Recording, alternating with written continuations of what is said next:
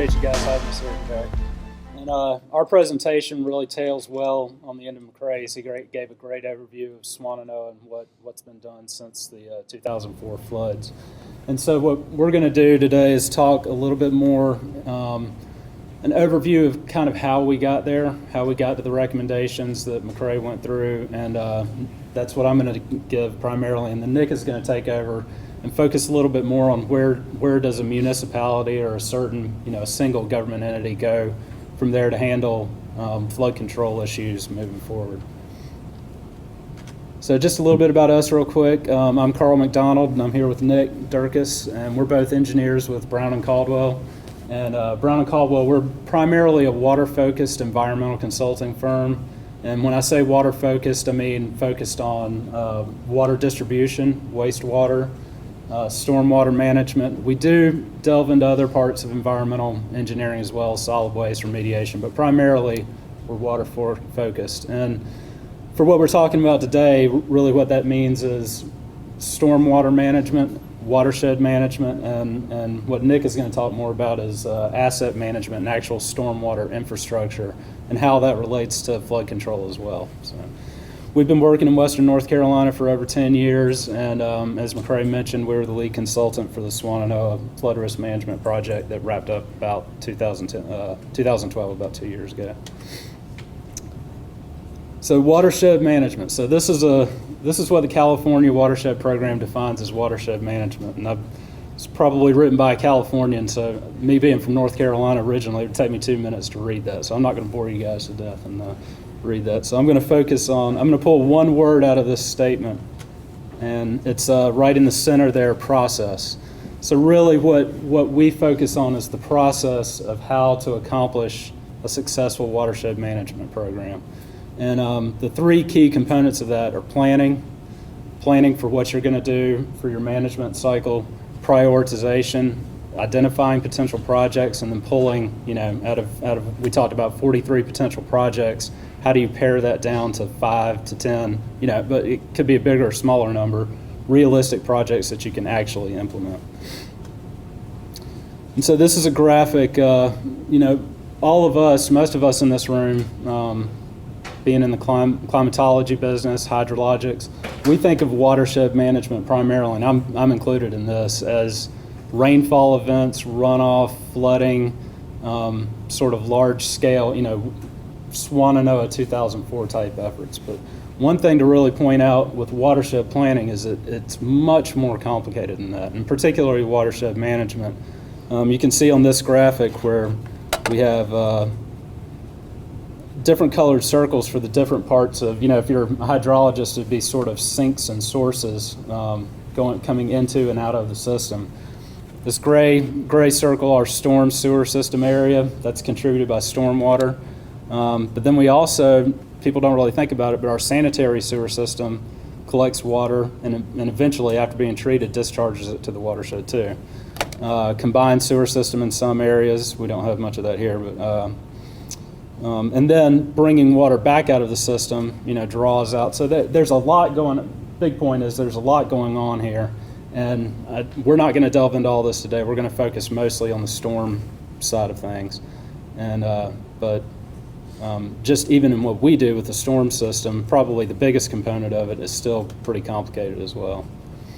And again, what I'm going to talk about, I'm going to allude quite a bit to the Swannanoa Flood Risk Management Project, and I just wanted to acknowledge that this certainly was not us. This was, we were one of the leaders in the effort, but it was a large collaboration across multiple municipalities, multiple other consulting engineers. A few of them are here today. Tim Orman with Hydrocycle was a big part of it. David Haynes with Distinctive AFWS, and some other, obviously NEMAC and UNCA as well. So getting into the details of it, stormwater planning, flood control, it really can be broken down to simplify it into two major parts. The upfront assessment part of it, where we assess the existing conditions in the watershed, determine what the watershed looks like from recurring storm event point of view. And primarily that's a GIS desktop analysis. We have to field truth a lot of that stuff through survey, And then we take the data that we collect and start putting it into existing condition models to paint a picture of what the watershed looks like right off the bat.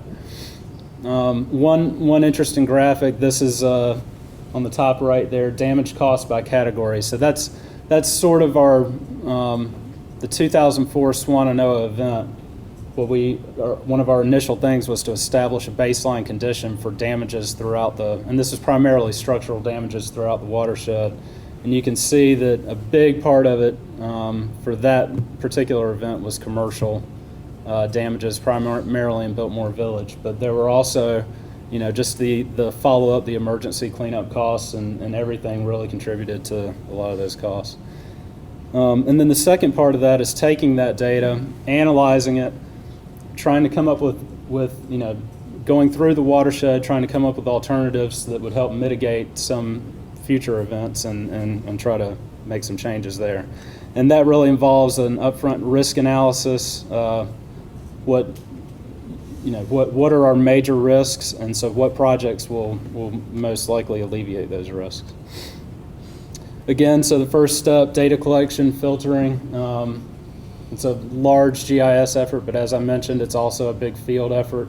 And in this case, and in most cases, when you're dealing with a lot of historical events or a lot of historical information, you're going to have missing data gaps, and you have to spend a lot of time trying to incorporate that missing data into what you're going to analyze. So all of that leads to generating an existing conditions model. And in this case, it was a hydrologic and hydraulic model to establish the baseline conditions for the watershed. So this is taking historic rainfall data as well as theoretical storm events, plugging those into either EPA, generally either EPA SWIM or U.S. Army Corps of Engineers, the HEC-RAS, which is the River Analysis System, and HEC-HMS, the Hydrologic Modeling System data, and generating your baseline model for existing conditions for predicted storm events. And so the ultimate result of that, and this could be a whole nother presentation seminar on its own, going into details about this, but the graphic that you see at the bottom there is the HEC-RAS model for the Swannanoa watershed. And what we get out of that in short terms is a water surface elevation, generally the same sorts of water surface elevation predictions that you use to generate floodplain maps. And then we also, as a second part of that, outside of the modeling, and this is what Tim Orman and his group was primarily involved with, was you generate a picture of what your structures and your assets, the things you're most concerned about within the watershed, primarily within a 100 or 500-year floodplain, and generate an inventory database of all of those assets. And so in this case with Swannanoa, that was primarily structures. So Tim and his group did a large scale, a big effort to gather data on every structure within the 100-year floodplain, assign values to it, assign what are called depth damage curves. So as water surface elevations during a storm event increase on a structure, you increase your damages. And so we would take, in this case, as I said, it was focused mostly on structures, but it could be focused on assets, large bridges. In particular, you want to focus on critical structures, hospitals, schools, places where you may expect not only monetary damage, but serious potential risk to life. So we take those two things and we combine them, take the water surface elevation predictions and combine them with the structural inventory database. In this instance, with a program called HEC-FDA. It was an Army Corps of Engineers based program, flood damage analysis program.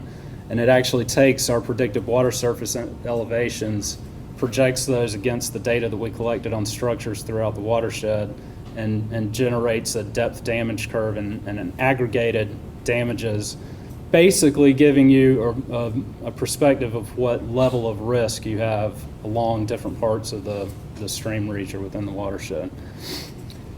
And so using where we find our biggest risks, we can start moving into suggesting alternatives to try and mitigate that risk. And then plugging those alternatives into the modifying our existing conditions models to project what impact those alternatives would have on lowering the risk to those projects. So what it provides for you is a defensible cost-benefit analysis where you can take and show people their true actual benefits to implementing these sorts of projects. And what would those projects be for a regional type analysis like the Swannanoa Basin? Primarily stormwater control measures, detention, retention basins. That typically we think of those on small scale, but they can be large scale too, as McCray was talking about with Lake Craig. Lake Craig is a large dam, but it is in effect a large detention basin that has a lot of potential to store big storm flows. Channel modification, oftentimes you have constrictions, and it could just even be something as simple as removing debris from a channel to increase conveyance. And then certainly structure and culvert modification, which is something that what Nick does is focused a lot on that too. For that typically comes down to municipalities trying to manage their infrastructure, identify culverts that may be undersized, bridges that may be at risk. And then a second part, low impact development, is really trying to address the problem at the source. It's usually you think about stormwater control measures being implemented as integrated into development, rain gardens, green roofs, and just overall general design practices, more sustainable design practices that are designed to reduce impervious surface. That's a real driver moving forward over the next 10 years. That's something that you're really going to see grow and written into more ordinances as a requirement for development. So rather than just building detention ponds to capture water, really trying to address the problem at the source with pervious pavement, requiring more green space for every acre of impervious development that you have. So. And again, this is similar to the graphic that McCray showed. What all this led to for the Swannanoa is the identification of 48 projects, and they were really spread throughout the watershed across municipalities. So really what we were looking at with that study was a collaborative effort, watershed focused, involved multiple stakeholders, multiple municipalities, and we did a lot of public meetings up and down throughout the watershed throughout the course of this project. And in the end, what you pare down the 43 projects that you had, or 48 projects that we had originally had, and come up with realistic, implementable alternatives, and then focus on those, develop conceptual designs, and analyze our cost-benefit analysis for the projects that really rose to the top on our prioritization list. And so you can see here on the graphic on the left, that was our original concept design for the Lake Craig project that McCray was telling you about. Stream relocation, restoration, and rehabilitation of the dam. And the list on the right is the top list that Jim originally spoke about in his presentation, with Lake Craig Dam, Biltmore Avenue Bridge, Beetree Flood operations plan, and then a few other projects. These are the ones that, when we ran our analysis, really showed up with the most positive cost benefits. So kind of what I'm going to turn it over to Nick here in a minute, just to illustrate what the main differences are between what we did for Swannanoa and what could be done on a more localized level as we move forward. Really what we did was watershed planning, watershed management. The focus is generally regional and involves a lot of large-scale collaborative effort. And a lot of what you can do to mitigate those future flood risks is not only structural measures like we've talked about, but just changes in land use policy, changes in ordinances that require developers to be more responsible or to include more green space in their impervious development. And those really require coordination across a lot of different partners. But I'm going to turn it over to Nick now, and he's going to talk more in specifics about what if a certain municipality needs, municipalities themselves have a responsibility to control flood risk as well, and it's same goals but a different approach, and he's going to talk a little bit more about the details about that. Cool. Thanks. One key thing to keep in mind with this too is when you're talking about municipalities, it's typically a more urbanized environment. You're going to have more discrete assets that are going to be within your system. You're going to have long-term budgets, whether it's your capital improvements plan or operational budgets that you need to be able to plan for year after year. So generally what we do, and this is a very simplified approach to it, but when you start into it, you need to gather the data. So a lot of what came out of this project, when you're looking at where the flood data, a lot of the building data, all that information that's been generated, what your inventory looks like and what kind of attribute data you have behind it, being able to collect all that and then figure out where you have gaps. Nobody's data is perfect. But if you don't have like sizes for some of your pipes, for materials, you may not have some of that data.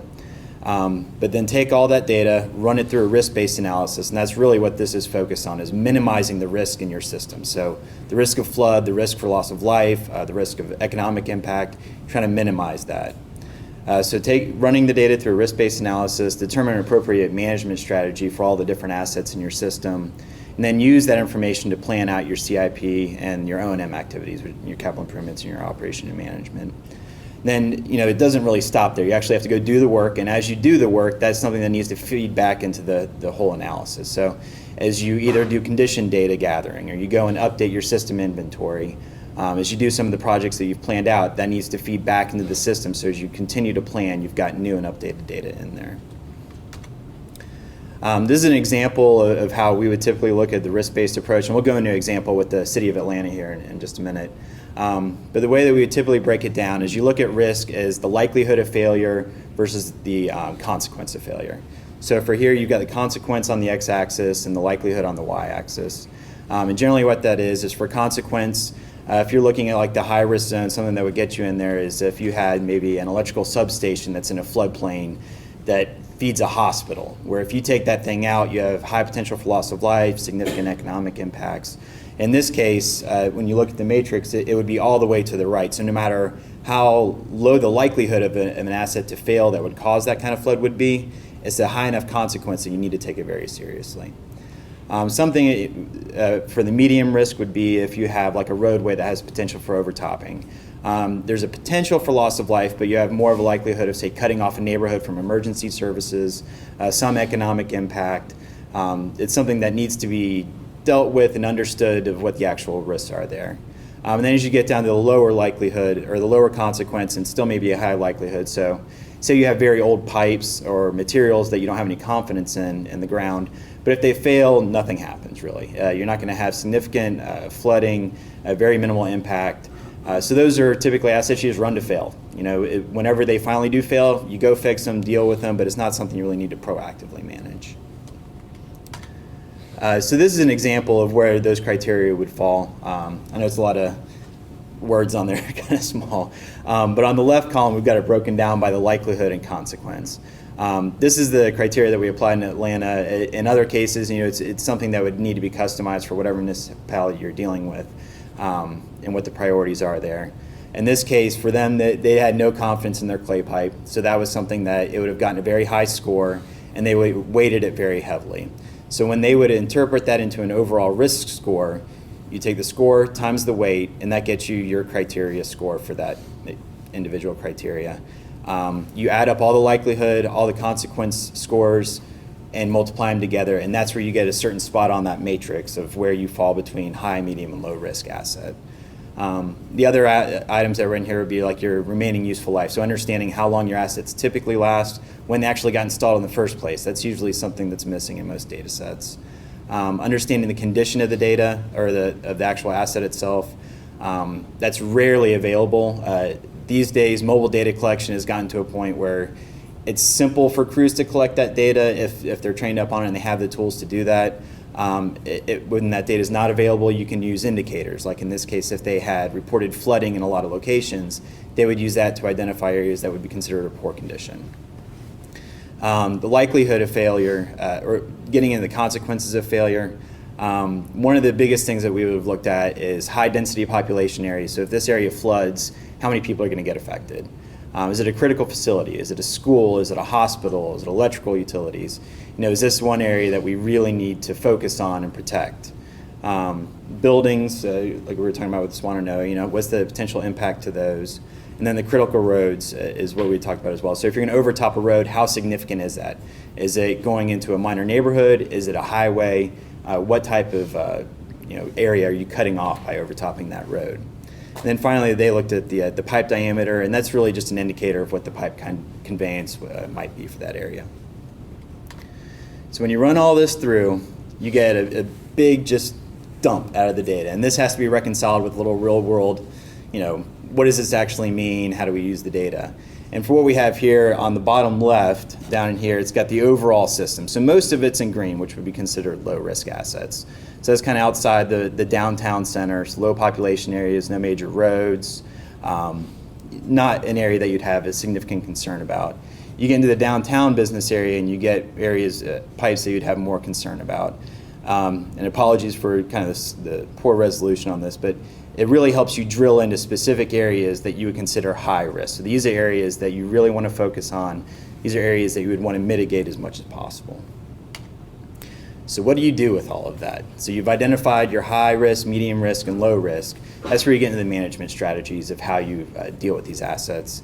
Usually the first thing is your data management. So if your data is garbage and you know it's garbage, then you can fix it. If it's condition data, maybe you go out, you get more of it. It might be part of your data backbone. So if it's how you issue work orders, where you store your data, that would be one thing to keep in mind for it as well.